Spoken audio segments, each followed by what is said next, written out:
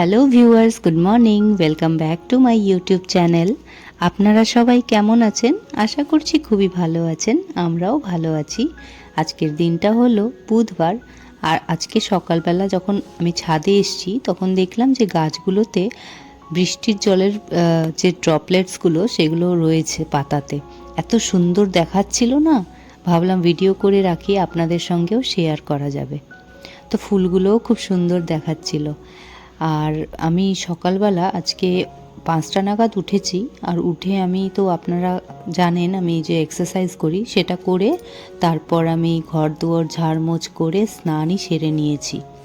তো অনেক সকালে স্নান আমার হয়ে গেছে। আর কয়েকটা কাপড় কেচে দিয়েছিলাম, আগের দিনের যে পর্দাগুলো খুলেছিলাম না জানলা থেকে, সেই পর্দাগুলোকে আমি আজকেই কেচে দিলাম, আর কোনো ডিলে করিনি। তো কেচে দিলাম, কিন্তু বৃষ্টি ওয়েদার বলে আমি আর বাইরে মেলতে পারিনি। তো সেই কারণেই আমি ভেতরেই মেলে দিচ্ছি এগুলোকে। আর যেহেতু এগুলো মানে টেরিকট, তাই শুকোতে খুব একটা সময় লাগে না। এটা ছাওয়াতেও ভালোই শুকিয়ে যায়, জলটা না তাড়াতাড়ি ঝরে যায়। তো জামা কাপড় মেলা হয়ে যাওয়ার পর আমি নিচে গিয়ে আমার রান্নার কাজটা শুরু করে দেব।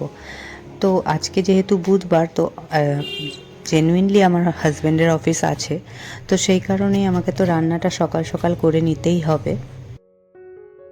তবে এখনও হাজব্যান্ড আর আমার মেয়ে ন্যান্সি এখনও ওঠেনি, তো আমি দিব্যি আমার কাজটা করে নেব। তো যেহেতু আমি চাইছিলাম আমার হাজব্যান্ড একটু তাড়াতাড়ি অফিসে যাক, কারণ ও তাড়াতাড়ি গেলে আমার একটু সুবিধে হয় অবশ্যই, তো সেই কারণে ওকে আমি ডেকে দিলাম আর ও উঠে পড়েছে। তো মেয়ে ঘুমোচ্ছে আর আমি আরও জেগে রয়েছি। তো হাজব্যান্ড এখন স্নানের প্রিপারেশান করছে, স্নানে ঢুকবে, তার আগে ব্রাশ ট্রাশ করে নেবে। তো এদিকে আমি ভাবলাম যে রান্নাটা বসাবো। তো কি করছি এখন, আগে আমি জায়গাগুলো মুছে নিচ্ছি, মানে গ্যাস ওভেনের উপরটা আর স্ল্যাবগুলো ভালো করে মুছে নিচ্ছি। কারণ কি, এটা একবার মুছে নিলে এটা মানে আমি কোনো বাসনপত্র রাখলে সেটার কোনো সমস্যা হবে না, সেই কারণে। আর যেহেতু ভাত ঠাত করি, তো তার হাতাটা ওই গ্যাস ওভেনের ওপরটাতেই রাখি, তো ওই জায়গাটা মুছে নিলে তো কোনো সমস্যা থাকবে না, কোনো ভয়ও থাকবে না। কারণ সারা রাত ওখানে পোকামাকড় হেঁটে বেরিয়েছে কি না আমরা তো আর দেখিনি। আর এমনিও সকালে একবার মুছে নিয়ে সমস্ত কাজ স্টার্ট করাই ভালো।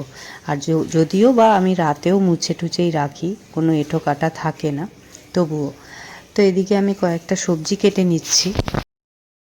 তো আমি যখন ভয়েস দিচ্ছিলাম বৃষ্টি হচ্ছিল, তো ওই কারণে আপনারা হয়তো জলের সাউন্ড পাচ্ছেন, তো এটাকে আপনারা ইগনোর করে যাবেন।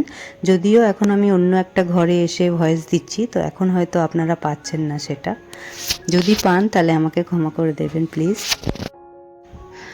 আর আমার এই ব্লগটা পুরোটা দেখার চেষ্টা করবেন প্লিজ, কারণ আপনাদের আশা করছি ব্লগটা খুবই ভালো লাগবে। আর আমি বেগুন আর কাঁকরোল কেটে নিলাম, এগুলোকে ফ্রাই করে নেব। আর আজকে হচ্ছে কাতলা মাছের আলু দিয়ে ঝোল। তো আজকে ঝোলঝোলই করব, কোনো ঝালের ব্যাপার নেই। তো সেই কারণে ঝোল করব। আর অনেক দিন বাদে এই আলু দিয়ে করছি। এমনি সময় আমি নর্মালি করি, শুধু কাতলাই করি, আলু দিই না। তো আজকে আবার আলু দিয়ে করার ইচ্ছে হয়েছে। তো আলুটাকে প্রথমে ছাড়িয়ে একটু ধুয়ে নিলাম, ধুয়ে নিয়ে আবার কাটবো, কেটে আরও ধুবো, এরপরও ধোবো, মানে কেটে নেওয়ার পরও ধোবো। আলুতে যেহেতু মাটি থাকে তাই যতবার ধুই ততই কম মনে হয়। তো সেই কারণে আমি ওই লম্বা লম্বা করে কেটে নিচ্ছি, কারণ মাছের ঝোলে না লম্বা লম্বা করে কাটলেই ভালো লাগে খেতে। আর এদিকে আমি মাছটাও ভেজে নিচ্ছি, আর ইন্ডাকশান ওভেনে আমার হচ্ছে ভাজাগুলো হচ্ছে। আর এদিকে ডান দিকে দেখতেই পাচ্ছেন আপনারা ডাল বসিয়েছি। তো ডালে আজকে আমি ওই বিনস দিয়েছি, বিনস সেদ্ধ। সবকটাই কাতলা মাছের পেটি, কোনোটাই গাদার পিস নয়। তো 4 পিস মতন ভেজে নিচ্ছি, ভেজে নিয়ে 3 পিস ঝোলে দেব, আর 1 পিস হচ্ছে আমার হাজব্যান্ড ভাজা খাবে বলল সকালবেলা ডাল দিয়ে। তো সেই কারণে ওটা আলাদা আমি সরিয়ে রেখে দিয়েছি ভেজে। আর সত্যি কথা বলতে আজকে এত সুন্দর হয়েছিল খেতে, আলু দিয়ে বহুদিন বাদে করলাম এই মাছটা। তো সেই কারণে খুবই ভালো হয়েছিল খেতে, আর অসাধারণ খেতে লেগেছিল। আর সমস্ত রান্নাই ভালোই হয়েছিল, কারণ লেবুও ছিল গন্ধরাজ, তো খুবই ভালো লাগলো খেতে। আর এদিকে আমার মাছটাও আস্তে আস্তে হয়ে যাচ্ছে। আর আমার হাজব্যান্ডে স্নানও ঢুকে পড়েছে, তো ও বেরোলেই আমার মাছটাও রেডি থাকবে, ভাজার সবই রেডি থাকবে। ডাল তো হয়েই গেছে, তো ডাল ভাত সবই হয়ে গেছে, তো খাওয়াতেও অসুবিধা হবে না।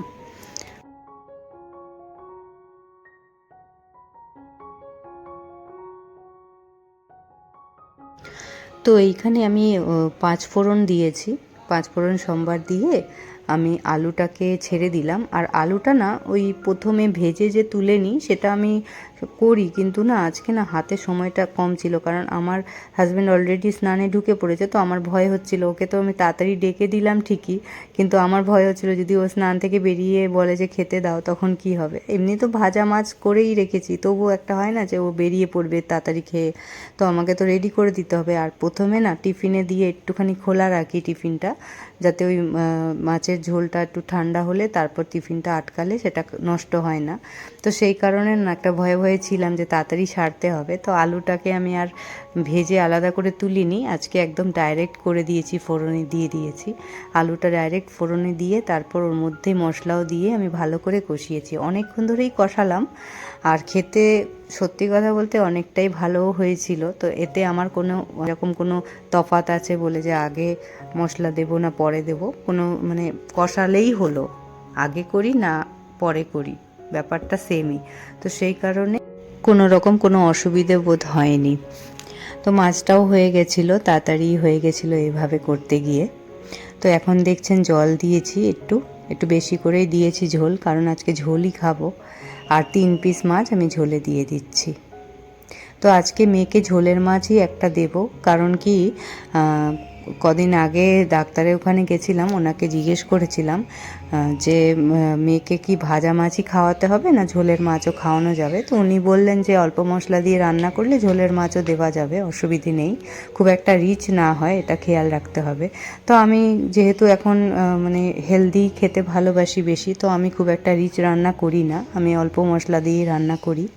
মশলা দিই এমন নয় যে দিই না, জিরে জিরে ধনে সব রকম মশলাই দিয়ে করি, কিন্তু অল্প দিই পরিমাণটা। আর আমি শুকনো লঙ্কার গুঁড়োটা ব্যবহার করি না, আমি কাশ্মীরিটা ব্যবহার করি, সেটাও খুব রেয়ার, প্রয়োজনেই ব্যবহার করি, নর্মাল রান্নায় ওটাও বাদ দিয়ে দিই।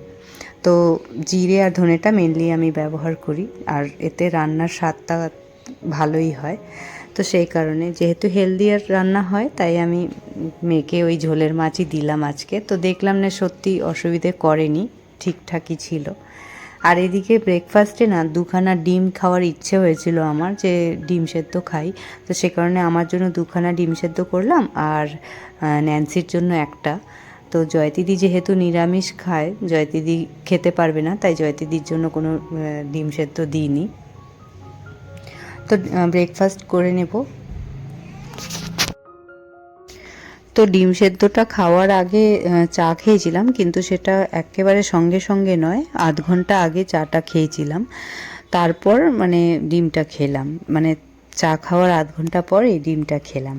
তো ওই কারণেই ব্রেকফাস্টও হয়ে গেল, চা খাওয়াও হয়ে গেল মোটামুটি।